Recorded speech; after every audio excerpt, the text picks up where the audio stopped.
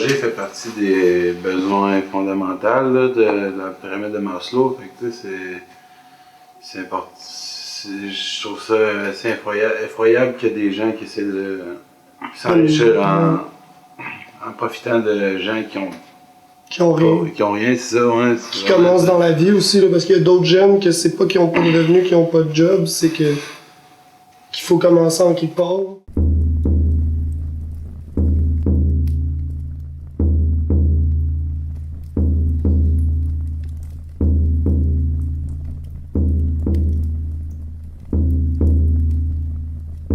En habitation sociale et communautaire et logement abordable, comment on démêle tout ça?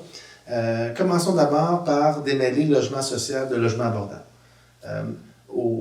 À travers le Canada, le logement social était le terme utilisé et qui englobait tout ce qui était l'habitation, qui permet à des familles plus vulnérables d'avoir un logement à coût moindre. Le terme abordabilité est rentré au fil des années et quand même assez récemment, là, 2020-2021 au Québec. Et l'abordabilité est un terme qui veut dire du logement abordable, c'est qu'on compare le prix du marché avec un prix qu'on va dire ça, la distance que j'ai ou le prix plus bas que le marché permettent de dire que c'est abordable. Et qui, au niveau canadien, peut dire ça? C'est le bras d'habitation du gouvernement qu'on appelle la SCHL ou la Société canadienne d'hypothèque et de logement. Alors, on va utiliser le terme, je regarde le prix du marché, le prix que vous proposez, c'est considéré abordable. Dans le cas du logement social, c'était clairement pas ça, mais plutôt un prix plus bas qui est en fonction des revenus de la personne. Si je gagne 1 000 $ par mois, ben, je vais payer 25 % de mes revenus, donc 250, ce qui va me permettre d'alimenter, de permettre de nourrir ma famille, etc., etc. Et le gouvernement va venir compenser la différence pour payer le coût du loyer. Donc, c'est vraiment un logement qui est dit social, où l'humain est en avant-plan. On croit en l'humain, peu importe ses revenus puis son parcours, et on crée du logement, que tout le monde ait un toit et un coût raisonnable en fonction de ses revenus. Ben, tu sais, je pense que justement, avoir un bon logement, ça permet de se sentir chez soi, d'avoir un espace où on se sent en sécurité, d'avoir un espace où on se sent bien.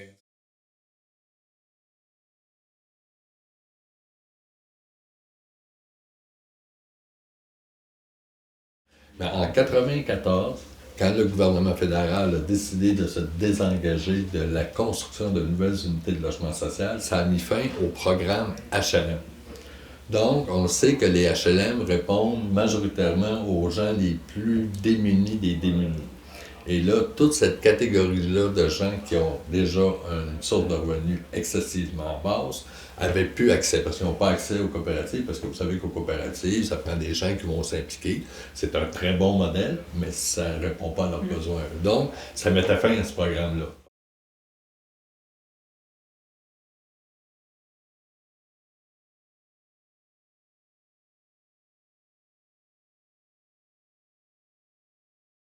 Bien, présentement, je suis inscrite au loyer primodique pour avoir un loyer primodique, mais la liste est longue, l'attente est longue. Je suis 276e. On ne parle plus de logement social. On ne parle plus du mot logement social. La terminologie, là, qui était très connue, puis qui définissait c'était quoi du logement social, le mot logement social, vous n'entendrez plus ça. On parle de logement abordable.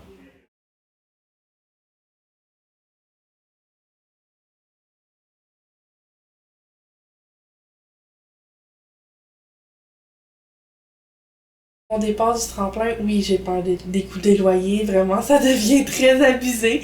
Mais je suis sûre que si je réussis à en mettre de côté puis que je gère bien mes économies, je pourrais peut-être y arriver, mais c'est quand même beaucoup expansionné le prix du logement que ça en est devenu fou, là. On a presque plus la chance de faire des activités comme on pouvait le faire avant, dans le fond, donc c'est ça qui est compliqué.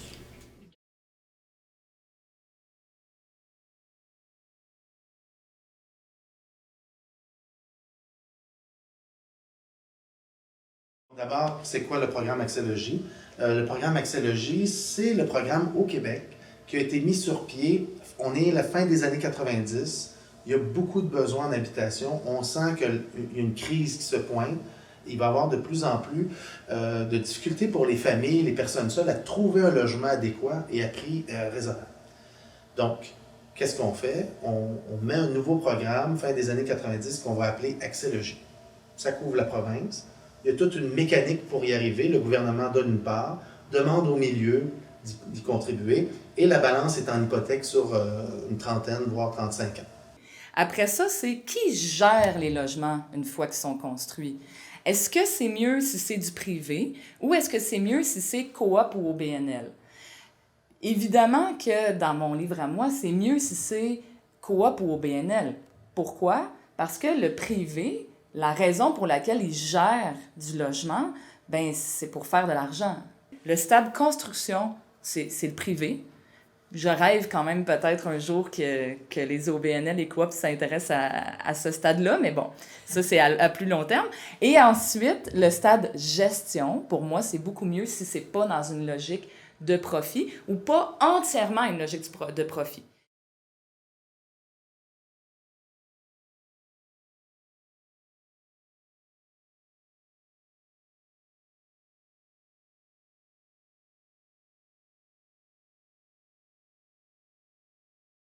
Puis l'autre chose, c'est que les mécanismes de contrôle des loyers actuellement ne sont pas adéquats. Il y a le tribunal administratif du logement qui propose une hausse à chaque année qui est symbolique, là, parce que dans les faits, ça ressemble pas à ça, la réalité. Je pense que l'année dernière, c'était 0,8 % qu'ils proposaient, puis dans les faits, ça a été au-dessus de 3 % la hausse moyenne.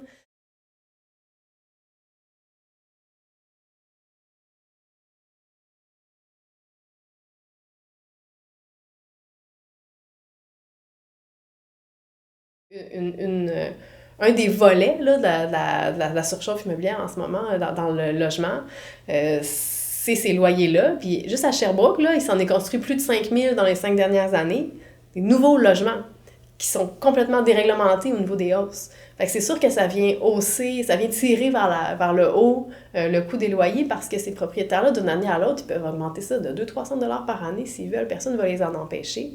Fait que ça vient tirer le marché vers le haut. Les landlords qui ont une certaine, comment dire, je pense qu'ils ont une certaine responsabilité là-dedans parce que si ça va justement avec le prix des loyers puis qu'ils cessent d'augmenter leur prix, tu sais, comme moi j'ai dit que je cherchais un 3,5, mais perso j'en ai vu un 4,5 passer. Oui, il était tout rénové, oui, il y avait tout inclus, mais un 4,5 à 1400 $ par mois, je m'excuse, mais ça n'a pas d'allure, là. Je crois que ce serait pertinent d'avoir une loi là, quelconque pour empêcher la hausse comme impertinente des loyers, qui est comme pas expliquée ou qui est pas légitime.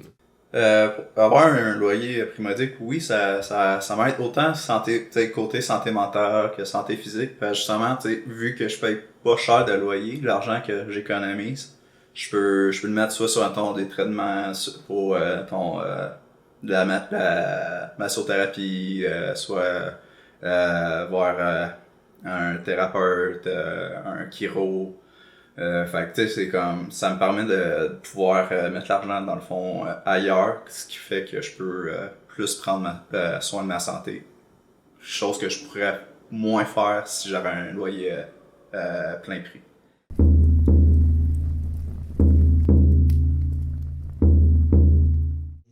C'est le logement, c'est important, puis tout le monde le reconnaît que c'est un besoin de base.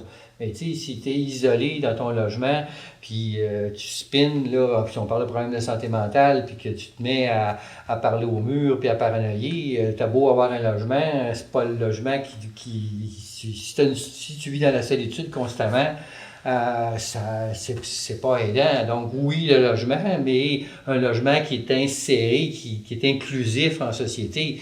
Et ça, pour les gens qui ont des problèmes de santé mentale, c'est pas toujours évident. Moi, j'ai 21 ans, tu sais. Les gens de 21 ans sont tous à l'université, sont tous au cégep, tu sais. De déménager à Sherbrooke, déjà là, ça m'amènerait un plus grand milieu social avec lequel travailler. Tu sais, plus de gens avec qui m'associer, puis de développer des liens importants qui vont me faire grandir dans la vie, tu sais. Vraiment, pour grandir dans la vie, ça prend des gens avec qui tu t'entoures, qui te font avancer, autant que toi, tu peux les faire avancer. Puis ben, surtout que déménager au tremplin, on parle, je pense, tu payes 25% de ton revenu pour ton loyer. Puis j'ai jamais payé 25% de mon revenu pour mon loyer. Fait que je trouve que c'est comme une offre bien alléchante. 25%, ça me laisse 75% de mon revenu. Je sais que je manquerai plus de rien. Après ça, je peux en beurrer épais du beurre de pinot sur mes toasts.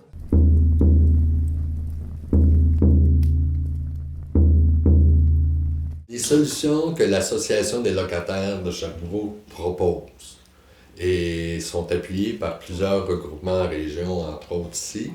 La première, c'est la mise en œuvre d'une commission d'enquête publique, indépendante et itinérante sur la problématique du logement pour entendre les experts, entendre les travailleurs et travailleuses sur le terrain, mais principalement entendre les victimes de cette crise-là. La deuxième solution que nous proposons, c'est de socialiser le parc de logement locatif. Se loger, c'est essentiel. Tout le monde reconnaît que se loger, c'est essentiel. Puis, il y a des packs internationaux qui reconnaissent que c'est un droit, le logement. Mais pour reconnaître que c'est un droit, il faut avoir accès. Et actuellement, les gens n'ont pas accès à un logement. Donc, nous, on pense que la solution passe par la socialisation du parc de logement locatif.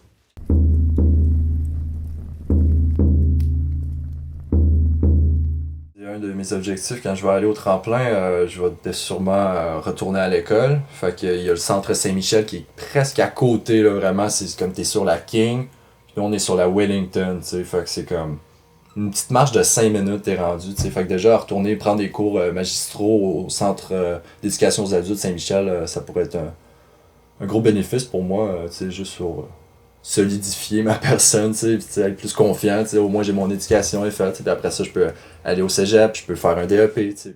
Ce serait vraiment mieux de remettre du positif dans la vie, dans le cheminement social, que ce soit par l'art, de regarder, de voir les établissements. En ce moment, on a beaucoup d'art social aussi, tu sais, on a des murailles, on a de la musique, tu sais, que ça soit plus vers ces beautés-là qu'il y a dans la ville, que plutôt vers l'inquiétude de « Ah, faut que je paye mon loyer.